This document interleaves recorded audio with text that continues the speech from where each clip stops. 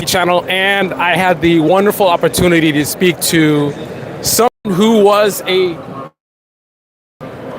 and this person six-figure person, fairly smart, normally. And then we started talking a little bit about politics. We were talking a little bit about Joe Rogan and how Joe Rogan is supposedly not an idiot. Bill Maher's not an idiot. So just to give you some context of who, what kind of person we're talking to, right? This is I would say on the lower side, middle-aged guy. I'm not sure where from. Not a Trump fan, but not in love with Trump either.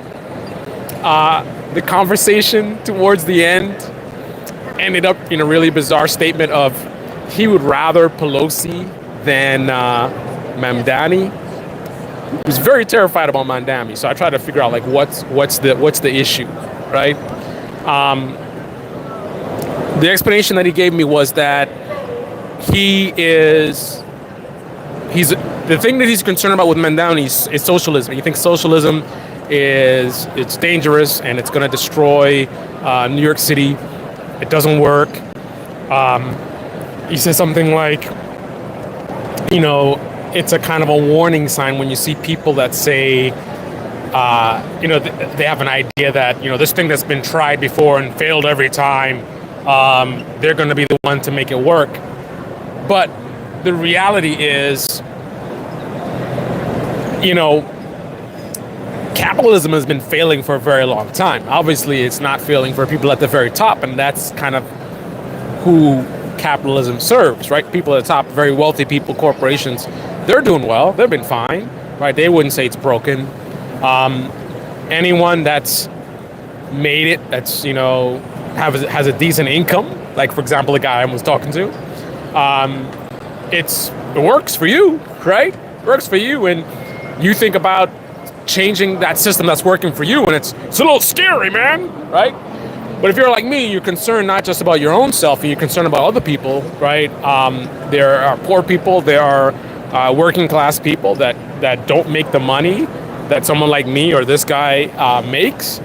And even if you want to be selfish, these people are the ones that make the 1% as wealthy as they are, right? You need people to have money to invest in the economy, right?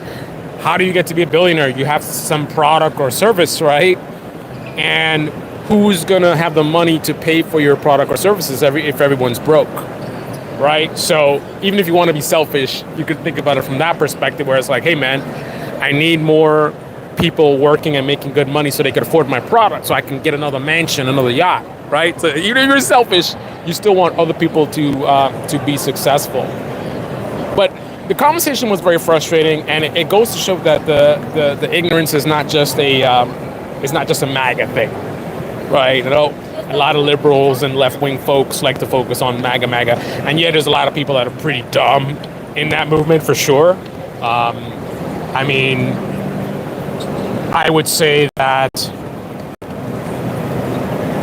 I hate to say it, but the less intelligent you are, the more likely you are to be caught up in the MAGA allure. But there are very smart people who can also be caught up, because a lot of this is emotions, and when you deal with emotions, it doesn't matter how smart you are, right? You can be so smart. There's very smart people that are in MAGA, man. I know, again, left-wing people wouldn't believe that. They think MAGA is just those idiots that you see on those videos that like Adam Mockler and Luke Beasley put out. But there's some very, very smart people. Yeah, some of them obviously they're in the game, but not really in the game. They're kind of moving the pieces. So you have people who, they see what MAGA is about, they see what Trump is about, and it's about really enriching people at the top. So you're very, very wealthy, you're very, very greedy, and only thinking about yourself. You pretend to go along with, yeah, he's making America great again, and you pretend, you might even wear the hat and stuff like that. Probably not wear the hat, but you might even do that. Play along, because you're going to get your tax breaks and whatever it is, and deregulation. But it's garbage, right? It's really just an exercise to serve you and people that are at your level. But then there's people who actually believe in it at all levels. People with a lot of money, people that are working class, all different levels who actually believe in it. So some of the things that this guy talked about, I got limited time here today, but he said something about, he mentioned about Bill Maher going and having dinner with Donald Trump and how, Bill Maher said, Trump is actually not that bad. So he almost seems to be, even though this is just, so people who look at Bill Maher is just a dummy. Here's a guy who's making good money, and the work that he does is very, very, it's difficult, it's challenging, it involves a lot of critical thinking. So see, again, even with critical thinking, your emotions can blind you. And I think some of the rhetoric has gotten into his feelings, like some of the fear-mongering about socialism, for example, perhaps has worked on him. So he's, the Red Scare, right? He's all worried about socialism, right? So he's like, he's pointing out, like, maybe Trump isn't as, again, this guy presents himself as like, he's not a Trump fan, but, like he even complains, like some of the stuff that Trump is doing with the tariffs, and I don't know, but I think almost identical to Bill Maher's perspective. He's kind of like, people who meet him seem to like him and say he's nice. Like Bill Maher met with him and said he was nice. And then he says Joe Rogan. He said, Joe Rogan, he's not an idiot. I was like, when he said that, I was like, So you talk about Joe Rogan. Joe Rogan met with, did an interview with Trump 3 hours, and he's like, I met with him for 3 hours, and Joe Rogan was like, Trump was cool. So this is the type of person who has the ridiculous mindset where they think about,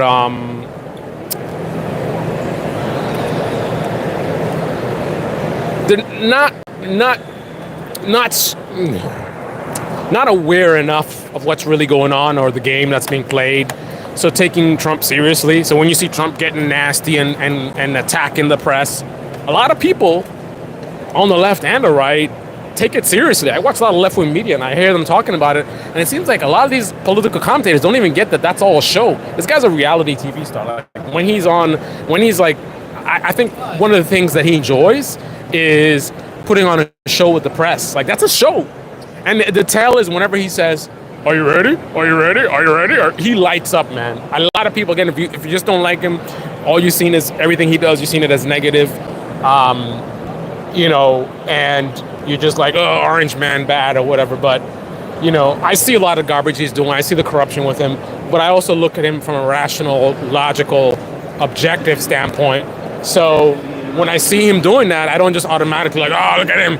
He hates the press. And like I don't take him seriously. Like I know the guy is a clown, and he likes to entertain his fans, and his fans love when he battles with the press, which is why, from my telling, when I look at him, he looks excited when the press asks him like a gotcha question. He loves it because he knows he's going to do something and say, you're stupid, and then it's going to go viral, and all the manga is going to be like, yeah, Trump really, and he's going to get a lot of clips, and that's how he got to be how he is, right?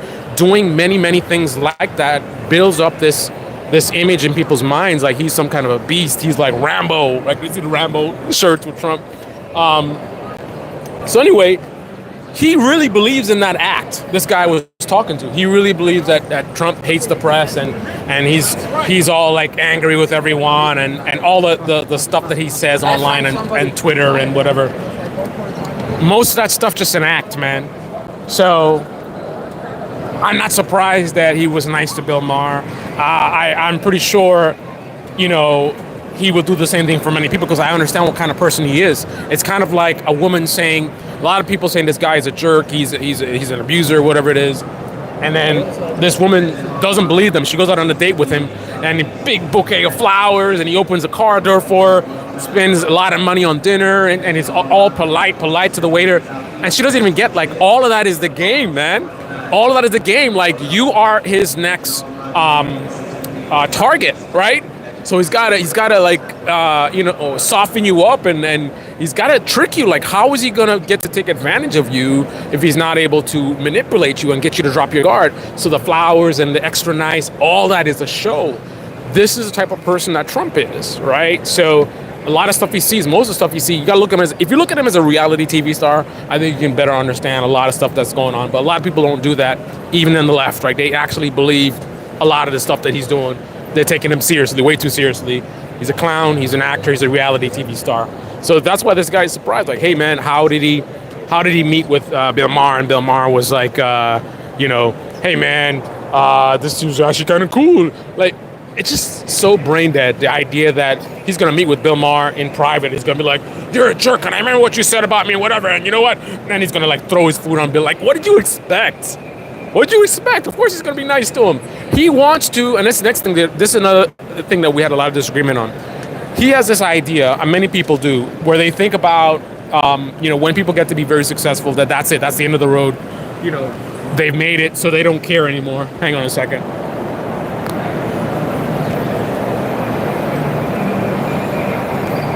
And I gotta go soon. They made it so they don't care anymore. But listen, you don't get to be a Joe Rogan, you don't get to be a Donald Trump without this undying thirst of like more, right? He kept saying Joe Rogan doesn't need to like impress Trump or whatever. I'm like, dude, a lot of Trump people watch Joe Rogan, right? That's good for business. And people like him, you don't get to be that level if you can just turn it off. Like, people that get to that level, they can't just turn it off. They're obsessed. No matter how big his podcast gets, he wants to get it bigger and bigger and bigger and bigger. It's not a matter that he needs to. He doesn't need to. He kept saying need to. It's not about needing to.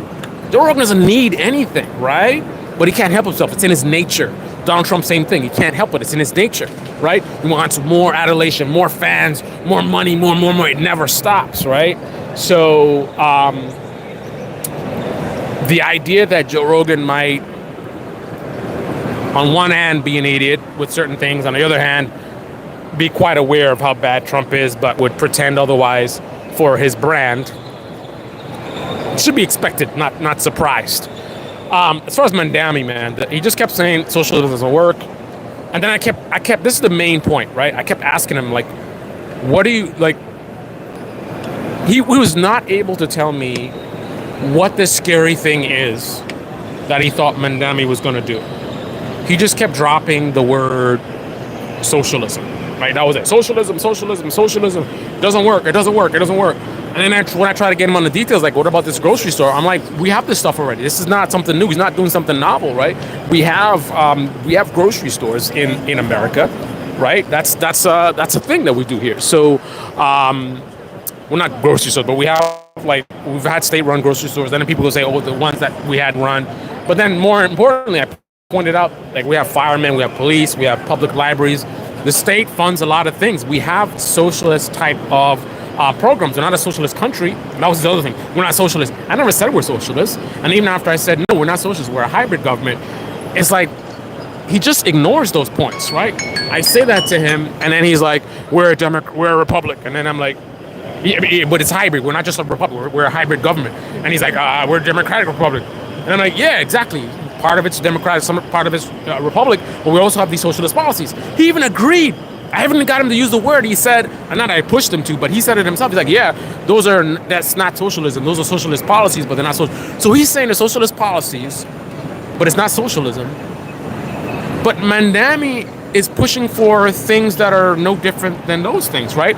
I mean, a state-run grocery store versus state-run police department or library or any of these other things. I mean, what's the difference, right?